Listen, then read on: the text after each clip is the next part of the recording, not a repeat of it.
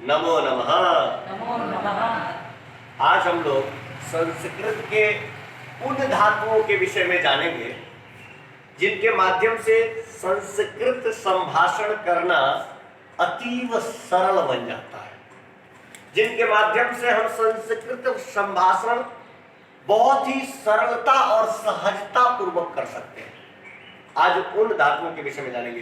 क्योंकि धातु क्रिया का वह मूल शब्द है जिसका अर्थ होता है खेलना, पढ़ना, लिखना, हंसना, करना। क्रिया प्रथम पुरुष में एक वचन में बनता है पठती, लेकिन उसका धातु है पठ। पठ का अर्थ होता है पढ़ना। क्री का अर्थ होता है करना। और जब हम प्रथम पुरुष, मध्यम पुरुष, उत्तम पुरुष में उसका प्रयोग करते हैं तो करोति, करोसी, करोमि, इस प्रकार से उसका विभाजन करते हैं।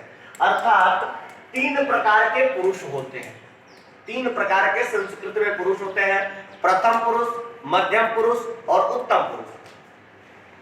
वैसे ही तीन प्रकार के वचन होते हैं: एक वचन, द्विवचन और बहुवचन। तो आइए सबसे पहले हम लोग प्राथमिकता देंगे उन क्रियाओं का, उन धातुओं का जो हम बोलचाल में जिनका हम ग्रहण करते हैं, उन्हीं धातुओं की प्राथमिकता देंगे। तो आइए देखते हैं। सबसे पहले हम लेते हैं क्री धातु को। क्री धातु है, क्री धातु का अर्थ होता है करना। क्री धातु का अर्थ होता है करना। अब क्री धातु में तीन वचन और तीन पुरुष आते हैं लट लकार में। लट लकार, लकार 10 प्रकार के होते हैं। लट लकार का प्रयोग वर्तमान काल के लिए किया जाता है। लट लकार का प्रयोग वर्तमान काल के लिए किया जाता है। संभवतः मानव जीवन के संभाषण में तीन काल होते हैं, या मानव तीन कालों के अंतर्गत जीता है: वर्तमान काल, जिसमें वो जी रहा होता है; भूतकाल, जिसे वो जी चुका होता है; और भविष्य काल, जिसको वो अनुमान लगा करके, अनुमानित करके जीने वाला होता है, जिसकी वो परिकल्पना करता है। इनकी परिकल्पना अवस्थाओं के ऊपर भी विभाजित होती है। कई बार क्या होता है ना कि हम अपने जीवन को ही कालों में विभाजित करके देखते हैं। जैसे कि जो छोटा बच्चा होता है ना, वो सिर्फ वर्तमान में ही जीता है।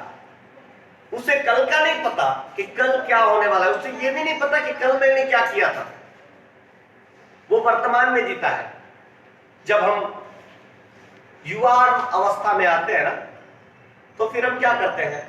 हम वर्तमान में नहीं जीते। फिर हम किस अवस्था में जीते हैं? हम भविष्य का विचार करते हैं। और जब हम वृद्धावस्था को प्राप्त करते हैं ना, तो भूतकाल के विषय में सोचते हैं कि हमने क्या किया था। ये जो चीज है ना, ये मानव की अपनी स्वतः की प्रवृत्ति है। तो आइए देखते हैं वर्तमान काल में क्री धातु का प्रयोग हम कैसे करते हैं। क्री धातु को हम पुरुष में कैसे विभाजित करते हैं। देखिए, क्री धातु को लट लकार में हम जब लिखते हैं तो सबसे पहले हम यहां वचन लिख लेते हैं। एक वचन, साफ दिख रहा है ना? द्विवचन,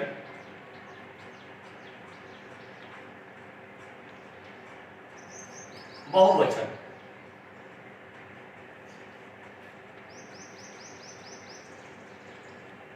और इस क्रिया के रूप को, इस धातु के रूप को जिसमें हम क्रिया में परिवर्तित करेंगे, उनके तीन पुरुष भी होते हैं। तो यहां हम लेते हैं पुरुष को: प्रथम पुरुष,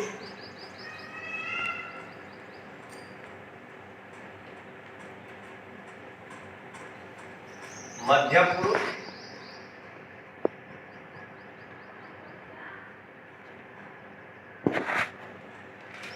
उत्तम पुरुष।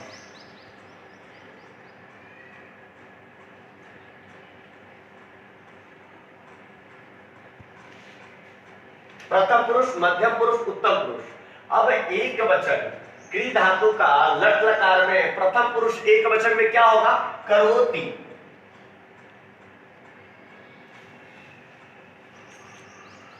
करोति कुरुतः, करोति कुरुतः कुर्वन्ति, करोति कुरुतः कुर्वन्ति, करोषि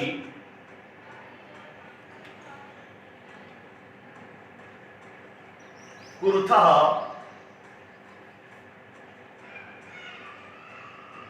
कुरुथ। फेसबुक पे ऑनलाइन कर दो। कुरुतः करोमि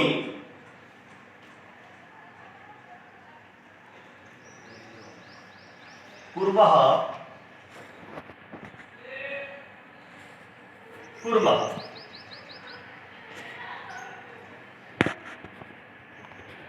करोमि कुर्वः कुर्मः, इसका हम प्रयोग करते हैं जब कर्ता के साथ, क्योंकि कर्ता जिस पुरुष वचन विभक्ति का होता है उसी पुरुष वचन विभक्ति की क्रिया भी होती है।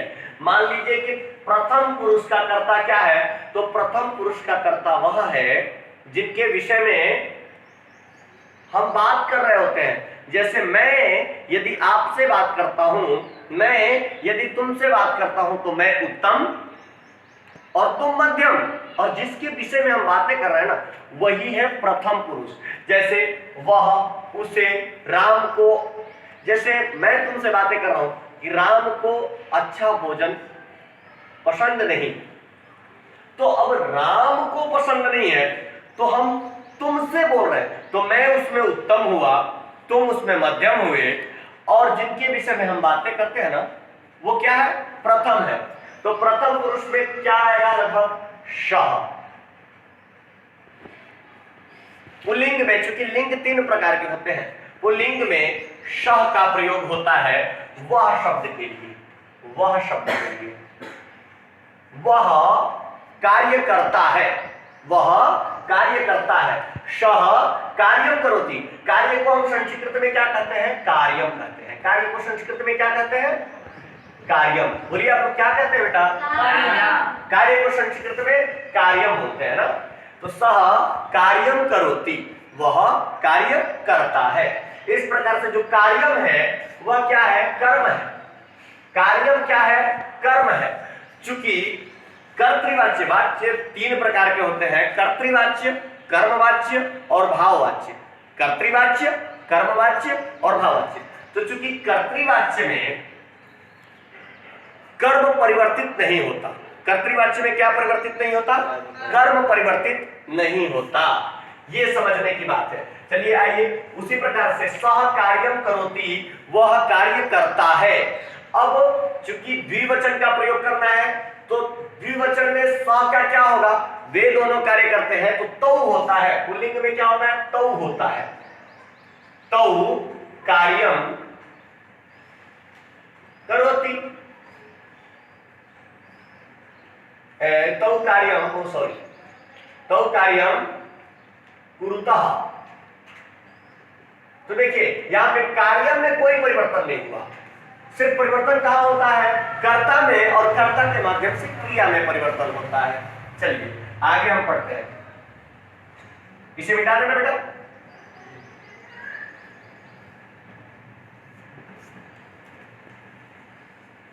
इसी प्रकार से चूंकि पठ एक ऐसी क्रिया है जिसका प्रयोग हम आए दिन सबसे ज्यादा करते हैं, क्योंकि जब हम पढ़ेंगे तभी तो कुछ करेंगे ना।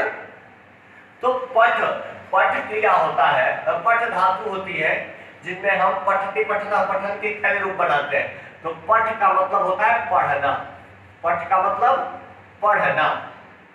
पठ मूल है, पठ क्रिया का क्या है, मूल है, जिसे हम संस्कृत में धातु के नाम से जानते हैं। पठ का मतलब पढ़ना। चलिए आप लोग कलम कापी लेकर के बैठिए और लिखिए, जो पढ़ा रहा हूं उसे लिखिए, लिखेंगे तब आएगा, ऐसे नहीं आने वाला, लिखेंगे तब आएगा। कैसे, प्रथम पुरुष एक वचन में क्या होता है, पठती, प-ठ-ती। तो कौन पढ़ता है, सह पठती, कह पठती, सह पठती, वह पढ़ता है, रामः पठती। इसी प्रकार से द्विवचन में क्या होगा, प्रथम पुरुष के द्विवचन में पठतः, पठतः, बहुवचन में क्या होगा? पठन्ति, पठन्ति। फिर होगा पठसि, पठसि। पठथः, पठथः, पठथ, पठथ। फिर उत्तम पुरुष में क्या होगा? उत्तम पुरुष के एक वचन में होगा पठामि। पठामि के बाद पठावः, द्विवचन में पठावः, और बहुवचन में पठामः। अब यहां पे वह पढ़ता है तो क्या बनेगा? सह पठति। क्या बनेगा? सह पठति, सह पठति। वे दोनों पढ़ते हैं तो क्या बनेगा? तौ पठतः। क्या बनेगा? तौ पठतः। हमें बोलना है कि वे दोनों पढ़ते हैं तो क्या बोलेंगे? तौ पठतः। क्या बोलेंगे? तौ पठतः। क्या बात है। वे सब पढ़ते हैं, क्या बोलेंगे? ते पठन्ति। क्या बोलेंगे? ते पठन्ति। बहुत सुंदर। उसी तरह से तुम पढ़ते हो। अभी मैंने मध्यम पुरुष की बात की थी ना, और वही मध्यम पुरुष आ गया। मध्यम पुरुष एक वचन में होता है क्या?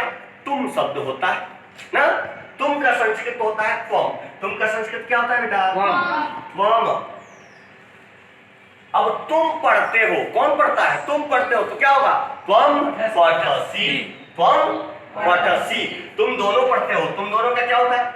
युवाम। क्या होता है? युवाम। युवाम का अर्थ होता है तुम दोनों। क्या होता है? तुम दोनों। तुम दोनों, तुम दोनों पढ़ते हो तो युवाम पठतः। तुम दोनों पढ़ते हो, क्या होगा? युवाम पठतः। तुम सब पढ़ते हो, तुम सब का होता है यूयम। यूयम पठतः। हाँ, यूयम पठतः। इसी प्रकार से मैं ही उत्तम हूं तो मैं पढ़ता हूं। मैं पढ़ता हूं तो क्या होगा? अहम पठामि। क्या होगा? अहम पठामि।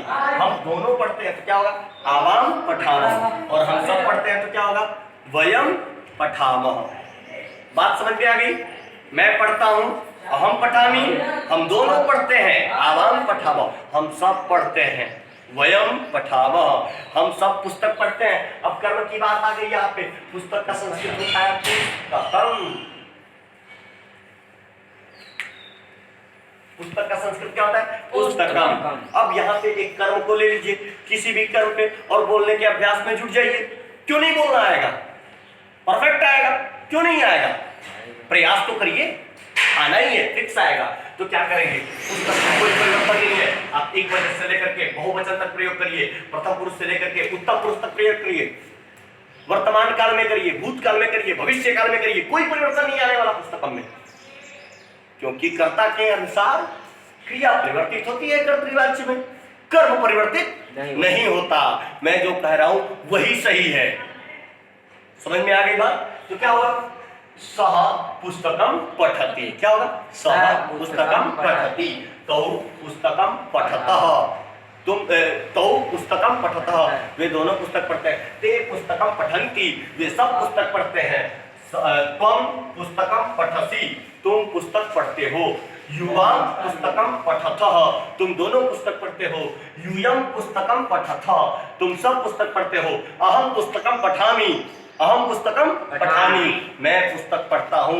आवाम पुस्तकम पठावः। हम दोनों पुस्तक पढ़ते हैं। वयम पुस्तकम पठामः। हम सब पुस्तक पढ़ते हैं। बिल्कुल आसान है ना? समझ में आ रही है बात? बस प्रयास करिए, क्यों नहीं सफल होंगे? चलिए आज के लिए इतना ही, फिर कल मिलेंगे मित्रों।